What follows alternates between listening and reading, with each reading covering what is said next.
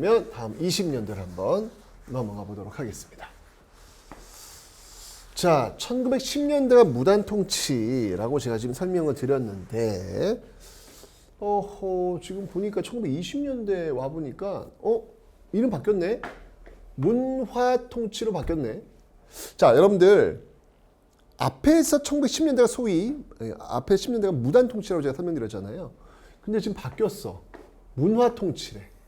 문화 통치.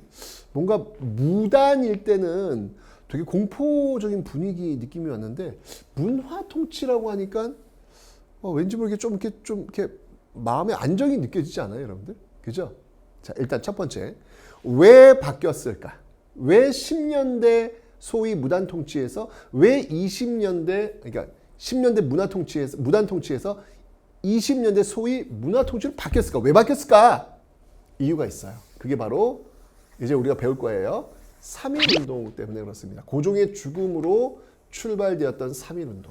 이 3.1운동으로 인해서 일제가 깨달은 거예요. 와, 10년대 그냥 찍어 누르면 이 조선인들 말이야 말 잘 들을 거라고 생각했더니 뭐야 막 전국 방방곡곡에 들고 일하는 모습을 보니까 이렇게 찍어 누르는 것만으로는 한계가 있구나 라고 판단한 거예요.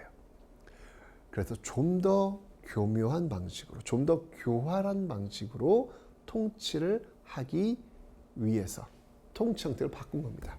그래서 우린 것을 소위 문화 통치다라고 합니다. 근데 여러분 이게 정말 기만적인 거예요. 이게 굉장히 기만적인 겁니다. 기만. 그래서 제가 소위란 말 붙였고 게다가 이렇게 따옴표까지 붙인 거예요. 따옴표까지. 예. 굉장히 기만적이라서 보세요. 너희들 헌병이 무서웠죠? 얘기하지 알았어. 그냥 일반 경찰로 바꿔줄게 라고 해서 보통 경찰로 바꿔줍니다. 오케이. 이제 그 헌병이 상징적으로 보였던 공포, 이 공포의 분위기를 지금 그냥 민간인들, 보통 경찰로 좀 바꿔놓은 거예요. 근데 여러분 중요한 거, 이게 왜 기만이냐면 오히려 경찰의 숫자는 더욱더 늘어났습니다. 그러니까 어찌 본다면 헌병들에게 유니폼만 경찰 옷으로 갈아입힌 것, 게다가 더 늘린 것, 이게 바로 1920년대 기만적인 모습이라는 이야기죠. 그 다음에 조선일보, 동아일보, 즉 한국인들이 운영하는 신문을 허락해줘요. 그러면서 이제 조선과 동아일보의 역사가 시작이 되는 건데 이때 허락해주는 모습들. 당시 특히 이 조선일보 뭐 지금은 좀 이렇게 보수적인 신문으로 또 유명하잖아요. 그죠? 근데 이 당시는 거의 뭐 사회주의 세력들도 굉장히 많이 들어와 있었고요. 아주 급진적인 그런 기사, 그런 글들도 굉장히 많이 실렸던 신문이 바로 이 조선일보가 되겠습니다. 자, 그러니 가만 냅두겠냐고 이런 신문들을 그냥 검시해가면서 검열해가면서 그냥 도려내면서 그냥 검열과 정간 삭제 이게 엄청 많이 늘어납니다. 이것도 역시 기만이라는 얘기죠. 신문은 언론의 자유가 주어져야 되는데 언론의 자유를 인정하지 않았다는 이야기죠.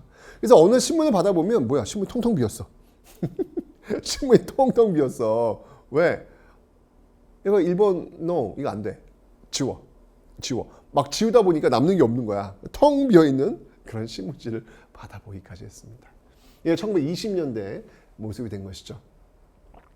자, 그리고 너희들 총독이 그러니까 군인들 무단 통치니까 군인들만 되니까 무조건 외교를 하지. 알았어. 그러면 이제부터 민간인 문관 총독도 1920년대부터 가능하도록 해줄게. 됐지? 오케이. 이것도 기만이에요. 왜? 단 한 번도 광복될 때까지 문관 총독이 임명된 적이 없어요. 그러니까 말로만 가능토록 하겠다 말로만 한 거지 실제로 적용된 적은 없더라. 기만이더라 라는 이야기죠. 게다가 이렇게 좀 소위 문화통치라고 했지만 법적으로는 더욱더 압박해 들어오는 법을 만드는데요. 그게 바로 치안유지법이라는 겁니다. 특히 이 1920년대는요. 특히 이 사회주의자들, 이 사회주의가 굉장히 유행을 해요. 사회주의, 그러니까 자본가 타도, 제국주의 타도 외쳤던 이 사회주의 세력들이 굉장히 활발히 활동을 하기 때문에 뭔가 이게 어쩌면 사회주의는 사유재산을 부정하지 않습니까? 그죠? 그런 것들을 부정하는 사람들을 잡아들이는 이런 치안유지법을 만들어가지고 오히려 법적으로 더욱더 조여드는 그런 모습을 보였다. 철저하게 1920년대는 기만적인 모습들을 보였다라고 하는 것을 여러분들이 놓치지 않으시면 되겠습니다. 됐죠? 자, 그러면 20년대 경제 봅시다. 10년대는 토지 장악해야지요. 토지 장악, 그다음에 법령을 통해 가지고 뭐 허가, 회사령, 뭐 압박해야 되는, 감시해야 되는 그런 모습이었어요. 20년으로 와볼게요. 1910년대부터 일본의 자본주의가 굉장히 많이 급속히 발전합니다. 그러다 보니까 어떤 일이 벌어지냐면, 자, 자본주의가 발전하면요, 그 말은 곧 뭐냐면 공장이 많아진다는 이야기예요. 공장이 많아진다는 얘기는 뭐냐면 그 공장에서 일하는 노동자가 많아진다는 이야기예요. 그럼 노동자는 어디서 올까? 농촌에서 오게 돼 있어요.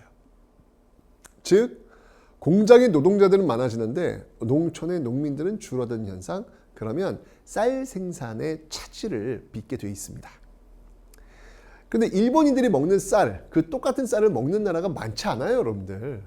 주로 전 세계인들이 주로 먹는 쌀은 안남미라 그래가지고 여러분들 뭐 정통 중국집 또는 정통 베트남 이런 데 가시면 뭐 나시고랭 같은 거 있잖아요. 그런 거 이렇게 쌀밥이잖아요. 예, 볶음밥이잖아요. 그럼 이렇게 퍼보세요. 후두둑 떨어져요. 찰기가 없어요. 그걸 대부분 먹거든요.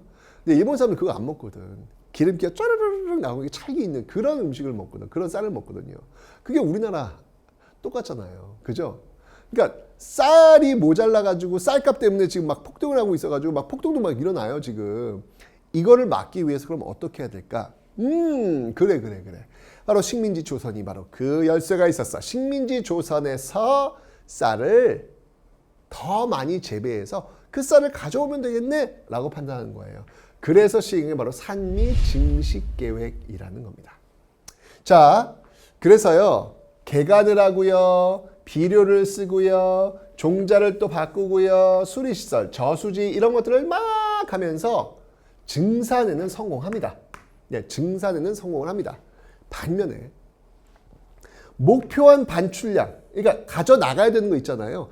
가져나가야 되는 건 목표대로 가는 거예요. 목표대로.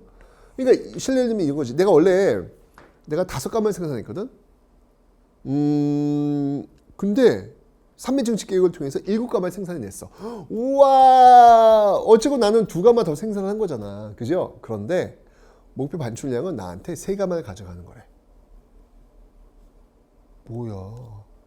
그럼 난 남는 게 뭐야? 난 4가마. 난 분명히 열심히 일해가지고 예전엔 5가마를 얻을 수 있었는데 산미 증식 계획을 통해서 나는 몇 가마를 얻는 거야? 4가마를 얻는 거잖아. 나는 오히려 쌀은 증산시켰지만 난 오히려 가난해지는 거죠. 이게 이제 여기서 벌어진 거야.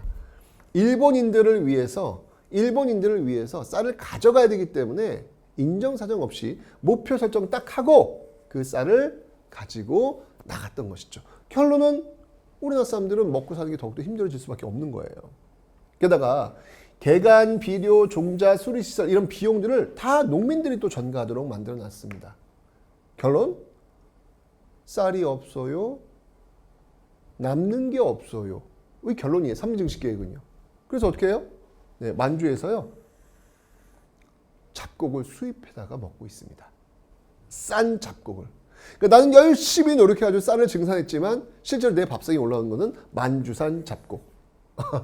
이런 일이 벌어지고 있는 것이죠. 가슴 아프죠. 자, 그리고 일제가 1920년대 와서요. 회사령을 폐지하네? 뭐지? 아니 아까 1910년대는 민족자본의 성장을 얻기 위해서 허가제 방식으로 지금 회사령을 설치한 거잖아. 근데 20년 와서 이걸 폐지하네? 뭐야?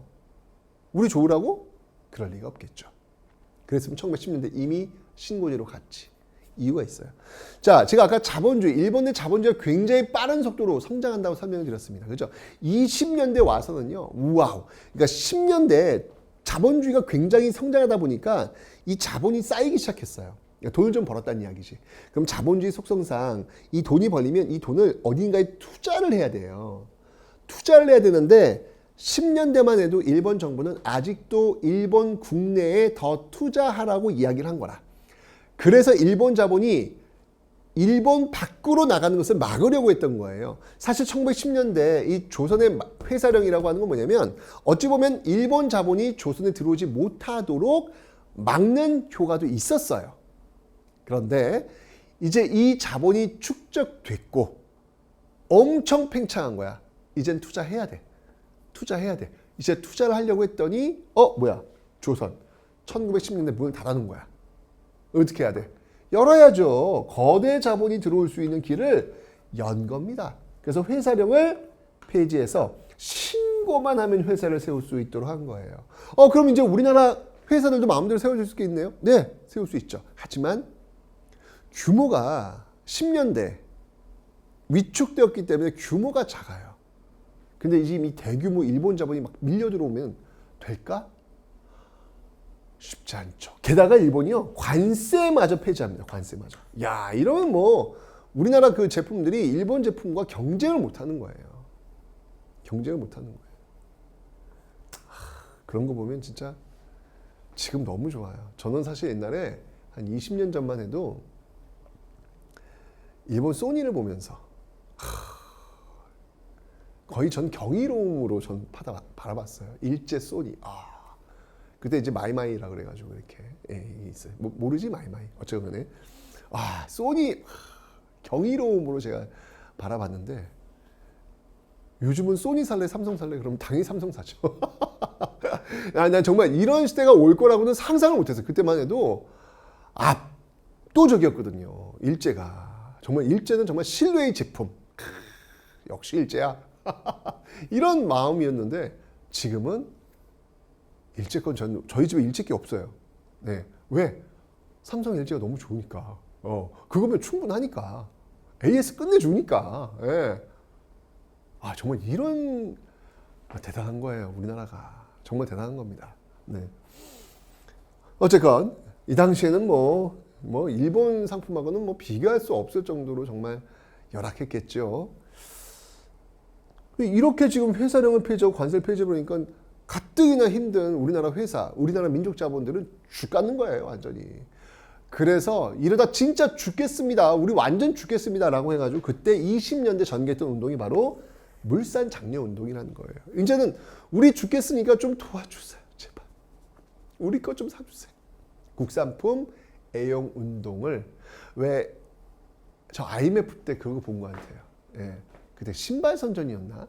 신발. 유관순과 이순신이 등장하더라고요. 우리는 할 수 있습니다.